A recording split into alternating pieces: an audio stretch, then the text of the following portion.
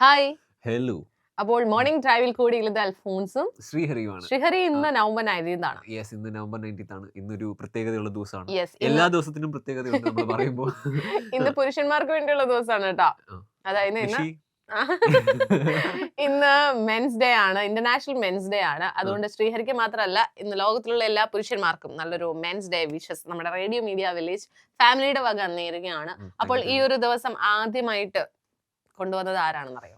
ആരാണെന്ന് അറിയത്തില്ല, പക്ഷേങ്കിൽ 1990s ആ ഒരു സമയത്ത് ഇത് കൊണ്ടുവന്നെന്ന് അറിയാം. 1992 ആ, തോമസ് ഓസ്റ്റർ ആണ് ഈ ഒരു ദിവസത്തെ കുറിച്ച് അല്ലെങ്കിൽ ഈ ഒരു ദിനത്തിന്റെ പ്രത്യേകതകളെ കുറിച്ചിട്ട് ജനങ്ങളിലേക്ക് എത്തിച്ചിട്ടുള്ളത്.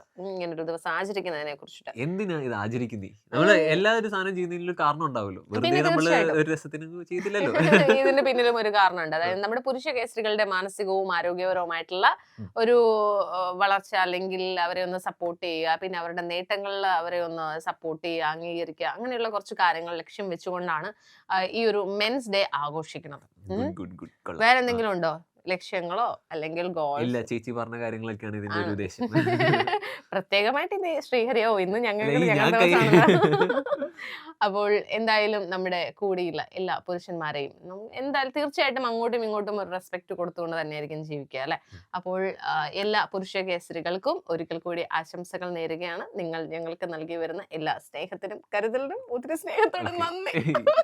ആ, അല്ല, എപ്പോഴും ഇവരൊക്കെ പറയുന്ന ഒരു കാര്യമുണ്ട്, ആ, എന്താ? നിങ്ങൾക്ക് മാത്രമേ ദിവസമുള്ളൂ. മെൻസ് ഡേ ഉണ്ടല്ലോ, ഭയങ്കര ആഘോഷമല്ലേ, എന്തുകൊണ്ടും മെൻസ് ഡേ അല്ല, ആഘോഷിക്കണില്ല? മെൻസ് ഡേ ഉണ്ടല്ലോ, ആ നവംബർ 19th. അപ്പൊ ഇന്ന് എന്താണ് പരിപാടി?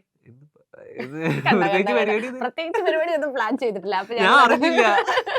നേരത്തെ ഒരു ഇതാണ് ഹിന്റ് തരുത്. ഇവരുടെ ദിവസത്തെ കുറിച്ച് ഇവർക്ക് പോലും വ്യക്തമായ ധാരണയില്ല. പക്ഷെ നമ്മളത് ഓർക്കുന്നുണ്ട്. ഇതാണ് ശരി, മാനസികമായിട്ടുള്ള ഒരു പിന്തുണ എന്ന് പറയുന്നത്. മനസ്സിലായല്ലോ? അപ്പൊ നമ്മൾ ആ ലക്ഷ്യത്തിലേക്ക് നിങ്ങളെ കൊണ്ടെത്തിക്കുന്നുണ്ട്. അപ്പോൾ എല്ലാവർക്കും എല്ലാ ഒത്തിരി ഗോൾസും സ്നേഹത്തോടെ അങ്ങ് ചെയ്യുന്നുണ്ടല്ലേ? ഓക്കെ. അപ്പോൾ എല്ലാവർക്കും ഒരിക്കൽ കൂടി ആശംസകൾ നേരുന്നു. Thank you.